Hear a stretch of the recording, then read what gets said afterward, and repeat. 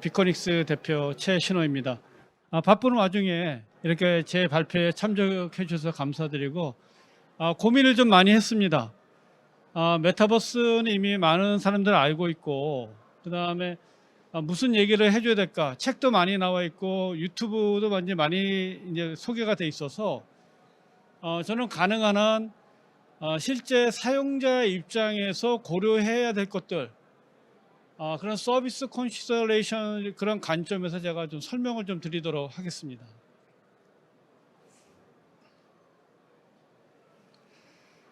메타버스 사실 우리가 살고 있는 리얼 월드와 우리가 생각하고 있는 가상의 어떤 세상이 있다고 보는데 저는 이제 한자를 좀 써봤어요. 지나 보통 이제 불교에서 많이 쓰는 용어인데 참된 내가 바라보는 어떤 세상이 아닐까. 결국은 모든 사람들이 가치가 있는 어떤 일들을 생각을 하실 거예요. 그 다음에 내가 되고 싶은 나, 내가 바라보는 나, 어떤 진짜 자아가 결국 만들어내는 세상이 결국은 저는 메타버스가 아닐까라고 하는 정의를 내려봤습니다. 실질적으로 메타버스는 많은 기술들이 사실 이제 들어갑니다. 맨 하단에 보면은 웹 기술을 여러분들 이미 쓰고 계시고, 그 다음에 AR이라든지 VR, 그 다음에 이제 스마트 글래스 같은 거, 그 다음에 이어폰, 그 다음에 아시는 이제 블록체인, 그 다음에 IT 테크놀로지들이 이제 다 융합이 돼서 결국 우리 이런 가상 공간을 만들고 그 속에서 우리가 거래라든지 일을 하고 있고 쇼핑을 하고 있고 그 다음에 게임과 채팅을 하는 사실 이런 모든 것들이 아우러져서 우리가 이제 새로운 가상 메타버스 세계를 꾸며 나가고 있는 거죠.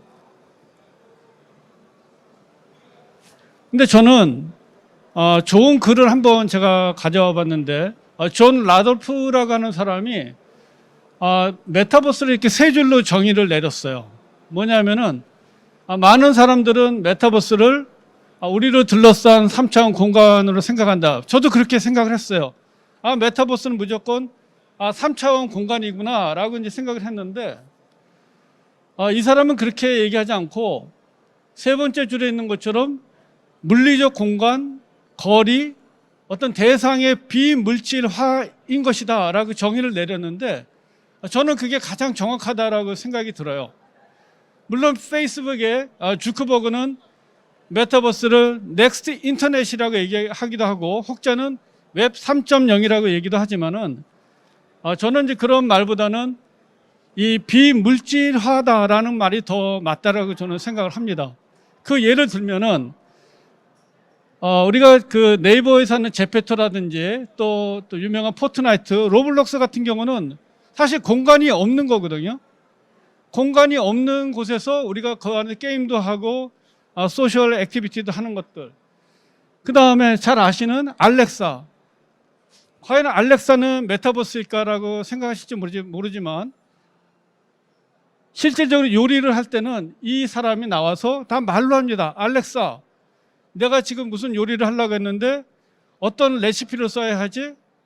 알렉사, 이 지금 재료는 어디에 있지? 알렉사, 이거는 어떻게 해야 되지? 모든 거를 다 알렉사한테 물어봅니다. 그 얘기는 뭐냐면 대상 자체를 다 비물질화시킨 거라고 이제 보는 거죠. 또 하나는 펠로톤이라고 하는 서비스가 있는데 펠로톤은 자기 집안에다가 체육관을 만들어 놓는 거예요. 그리고 자기의 개인 트레이너를 부릅니다.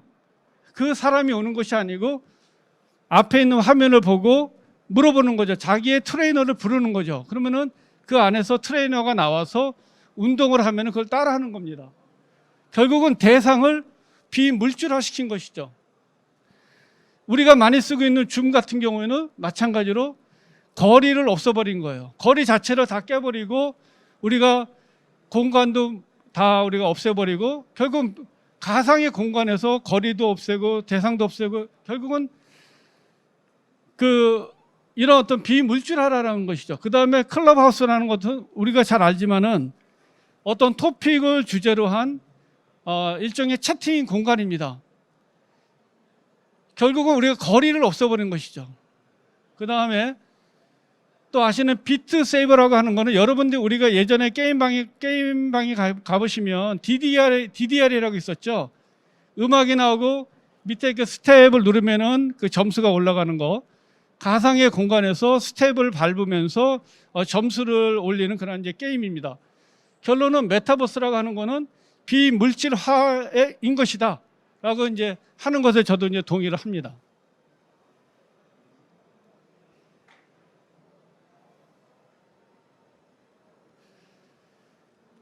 자, 메타버스는 7개의 레이어로 이루어졌다라고 다들 정의를 하고 있는데, 저는 꼭 7개라고 말하고 싶지는 않지만은 우리 사람이라고 하는 사람들이 7이라는 숫자를 되게 좋아하는 것 같아요. 그래서 7 레이어라고 얘기를 하는데, 첫 번째 메타버스가 구성이 되려면은 7가지 레이어 중에서 첫 번째가 인프라스트럭처입니다. 인프라에서 가장 중요한 건 결국 통신입니다. 현재 우리는 5G를 쓰고 있지만 지금 벌써 6G가 나오고 있고, 그 다음에 이제 클라우드가 굉장히 중요하고, 우리가 반도체에서 얘기하는 지금은 벌써 이제 3나노미터로 이제 가고 있는데, 그러한 이제 반도체 기술, 그 다음에 그 GPU, MEMS 이런 것이 굉장히 중요하죠. 그 다음에 중요한 것이 결국 우리 가상의 공간을 즐기기 위해서는 이 스마트 글래스가 중요하고, 그 다음에 스테레오로 듣기 위한 이런 이제 이어폰, 이제 그런 것들이 결국은 휴먼 인터페이스 쪽에 중요한 이제 어떤 햅틱이라든지 웨어러블이라든지 제스처 이런 것들이 다 아우러져야 인간과 어떤 그 기계가 연동을 해서 새로운 어떤 가상의 공간을 느낄 수 있다는 거죠.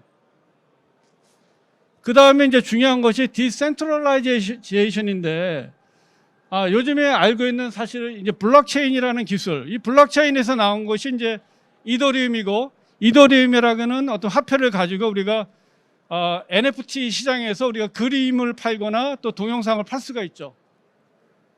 그 다음에 이제 중요한 것이 이제 스페이셜 컴퓨팅이라고 해서 결국은 2차원이 됐든 3차원이 됐든 그 공간을 우리가 안에서 움직이려면 굉장한 컴퓨팅 파워가 필요합니다. 그러기 위한 어떤 스페셜 컴퓨팅을 위한 어떤 그 기술들, VR, AR, XR, 멀티태스킹 UI, 결국 모든 것이 결국 스페셜 컴퓨팅을 하기 위한 이제 기술들이 이제 필요하다는 거죠.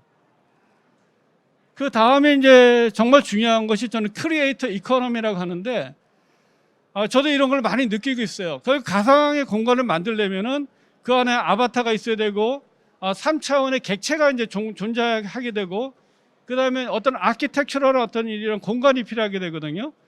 근데 그런 공간을 만드는 사람들은 어떻게 보면 IT 기술자들이 아니에요. 대부분이 그래픽 디자이너들이 많이 있습니다. 그 다음에 어떤 공간감을 갖고 있는 사람들, 또는 어떤 그 색채감을 갖고 있는 그런 이제 사람들이 모여야만 새로운 어떤 콘텐츠 크리에이션이 가능합니다. 결국 새로운 어떤 크리에이션들을 위한 어떤 이코노미가 이제 형성이 되는 거죠. 그 다음에 이제 디스커버리 레이어가 있는데, 결국은 이러한 이제 가상 공간을 이용해서 우리가 이제 광고를 하게 되는 거거든요. 또 이런 그 저희도 이제 그런 서비스를 하고 있는데, 예전에는 2차원에서 광고를 해도 사람들이 이제 흥미를 잃어가고 있어요. 근데 이제 우리가 메타버스로 통한 광고를 한다, 마케팅을 한다, 어떤 뭐 설명을 한다 그러면 사람들이 반응이 보여요. 저희도 해보니까. 그래서 이런 어떤 디스커버리에 대한 또 레이어가 존재하게 되고, 우리가 이제 마지막 단계가 사람들이 이 공감을 해야 됩니다. 익스피리언스 단계인데, 게임을 하거나 그 안에서 어떤 소셜 액티비티를 통해서 서로 몰랐던 거를 정보를 교환을 하거나 어떤 감정을 서로 주고받거나 대화를 하는 거죠. 그리고 그 안에서 이제 우리가 스포츠도 하게 되고 또 영화도 같이 보고 또 쇼핑도 하는, 결국은 이런 7가지의 어떤 레이어로 해서 우리가 메타버스가 이 산업이 이제 형성이 이제 돼간다라는 거죠. 현재 이런 이제 7 레이어를 놓고 얼마나 많은 글로벌 기업들이 있냐고 제가 보니까는 한 250개의 글로벌 기업들이 이 산업을 지금 현재 리딩을 하고 있는데, 이 중에 저희 우리나라를 한번 찾아봤더니 3개 업체가 있어요. 게임 업체가 2군데가 있고, 이제 삼성전자와 같은 기업이 있는데 이것 말고도 국내에 아마 여러 기업들이 저는 있을 거라고 이제 보고 있지만 나오지는 않았습니다. 그래서 한 250여 개의 메타버스의 글로벌 기업들이 현재 세상을 좀 리딩하고 있다. 우리나라도 아마 더 많은 기업이 여기 이제 참여할 수 있을 거라고 좀 보고 있습니다.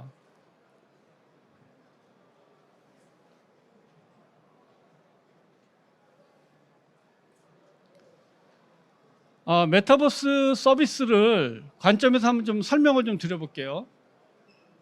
많은 질문들을 합니다. 얼마 정도 합니까? 그러면은 저는 무료도 있어요. 무료도 있고 수억 대도 있습니다.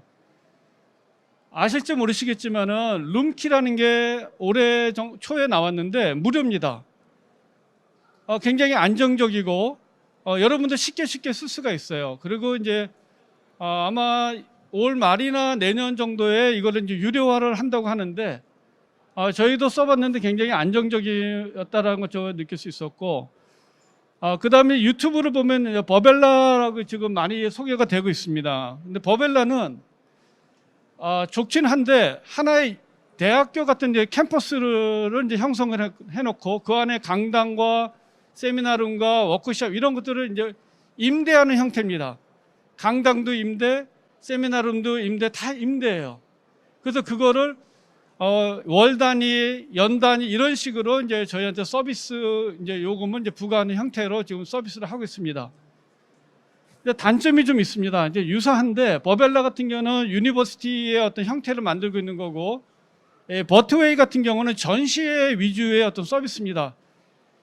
여기는 미국 업체, 버트웨이는 이제 스페인 업체인데 아무래도 스페인이 그 모바일 월드 콩그레스 같은 큰 행사를 많이 하기 때문에 굉장히 잘 돼 있습니다. 근데 단점이 있습니다. 무슨 단점이 있냐면은 일단은 이 서버 자체가 국내에 설치가 되지 않습니다. 서버 자체를 국내에 설치를 하게 되면 그 비용이 또 많이 들어가게 되고, 그 다음에 외국에 있다 보니까는 통신을 할 때 우리 음성 채팅을 하게 되면은 한 3초 정도의 이게 딜레이가 생기게 되기 때문에 실질적으로 우리가 어떤 대화를 하거나 어떤 커뮤니케이션 할 때 그런 좀 어려움이 좀 있습니다. 많이들 쓰시는 것이 이제 게더타운하고 오빅스를 많이 쓰시는 것 같아요.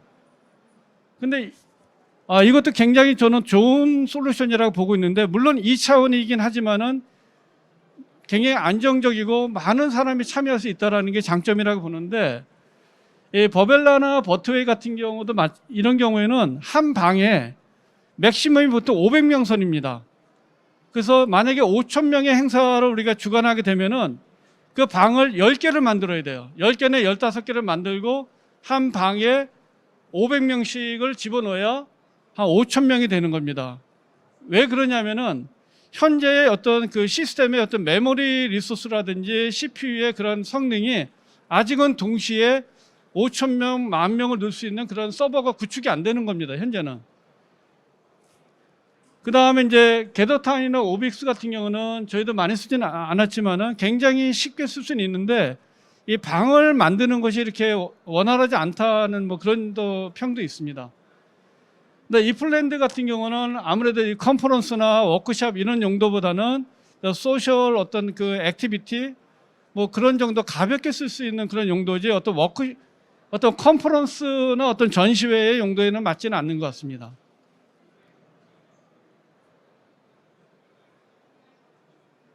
죄송해요. 가격을 한번 좀 말씀을 좀 드리고 싶은데, 왜 가격이 수백만 원이고 수억이라고 얘기를 하냐면은, 실질적으로 저희가 이제 이런 업체하고 이제 뭐 파트너십이라든지 커뮤니케이션을 해보면은 저런 그 공간 하나 자체를 구축을 하는데 돈이 굉장히 많이 들어갑니다, 사실은. 그래서 국내에 저걸 도입을 해서 구축을 하려면은 기본적으로 단위가 억이 들어갑니다. 그 다음에 시스템 구축하는 국내에다가 옮겨다 놓는 것도 굉장한 돈이 들어가기 때문에 제가 그렇게 표현을 한 겁니다. 실질적으로 그 서비스를 여러분들이 하실 때 어떤 거를 가장 저희한테 문의가 들어오냐면은 한 7가지 요소가 되는 것 같아요. 첫 번째, 사용의 용도가 명확해야 됩니다. 근데 저희한테 이제 전화가 오면 이렇습니다. 이거 가격이 얼마 정도 되나요? 뭐 2,000명 수용할 수 있나요? 뭐 이런 식의가 들어오면은 굉장히 답하기가 굉장히 어렵더라고요. 그래서 제일 먼저 나의 사용 용도가 정확히 뭐다라는 것을 명확히 하셔야 되고, 두 번째, 이 사용자가 누구냐? 그냥 불특정 다수냐? 아니면 나의 그냥 우리 사내에서 정확하게 명확하게 고정된 인원이 쓴다.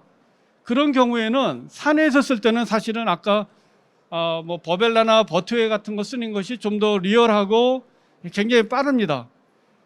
그 다음에 사용 용도가 내가 일방적으로 이야기하는 경우냐, 아니면 모든 사람이 서로 막 섞여서 이야기해야 되는 상황이냐, 이 상황에 따라서 이 가격이 좀 달라집니다. 그 다음에 이 사용 장소가 어떻게 되느냐, 사용 장소가 어떠한 그냥 이 실내의 공간이냐, 그냥 아웃도어에서 그냥 이렇게 하는 거냐에 따라서 이 달라지는데, 왜 그러냐면 사실 공간이 좁고 심플한 데는 이 공간 방을 만들기가 굉장히 단순해요. 그런데 이런 경우가 있어요.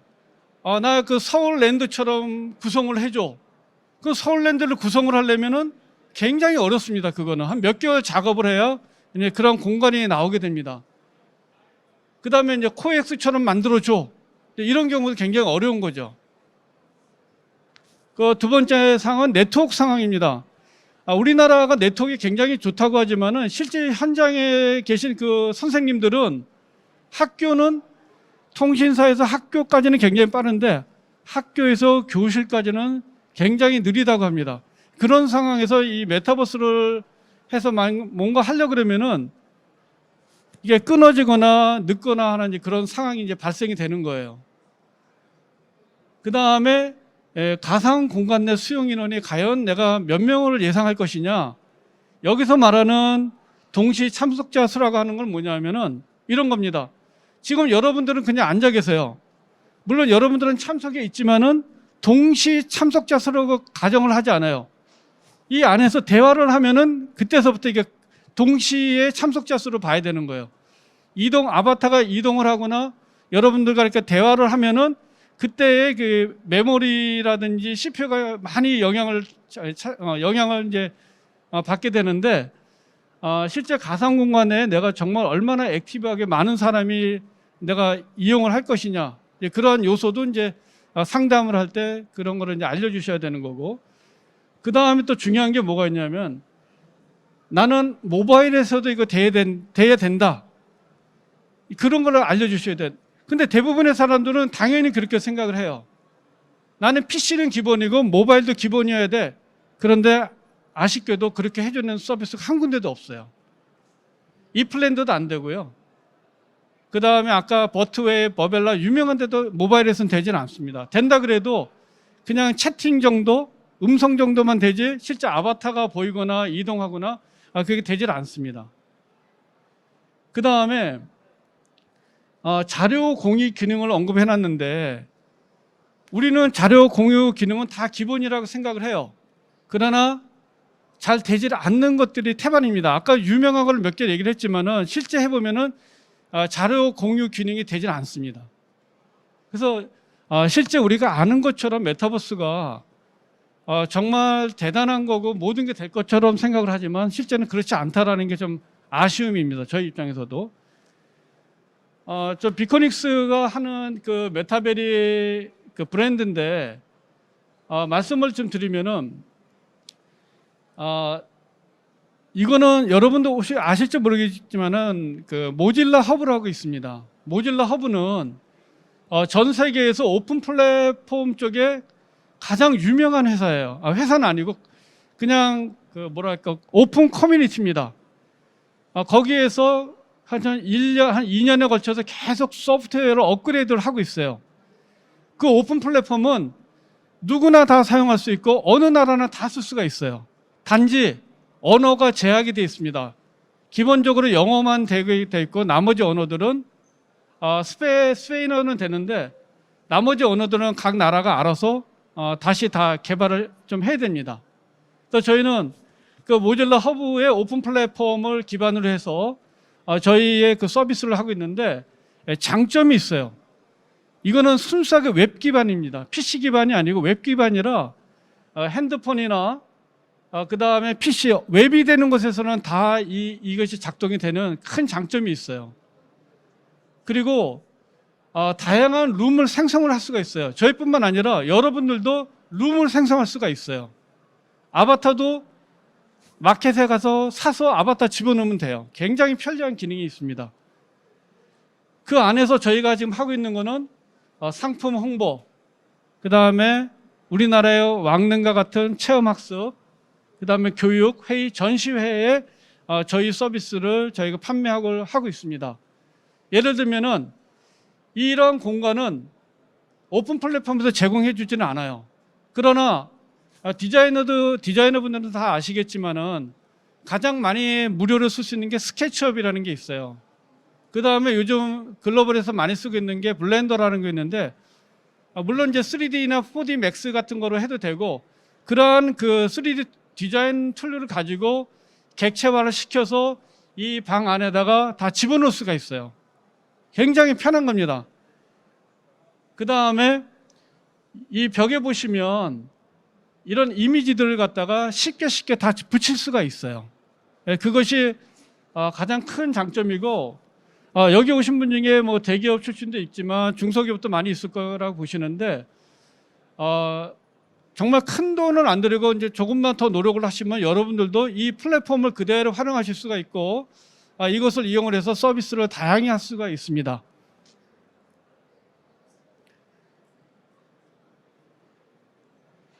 예, 마지막으로 저희 부스는 여기 옆에 304인데 오시면은 저희가 데모를 좀 보여드리겠습니다. 이상으로 제 발표를 마치도록 하겠습니다. 감사합니다.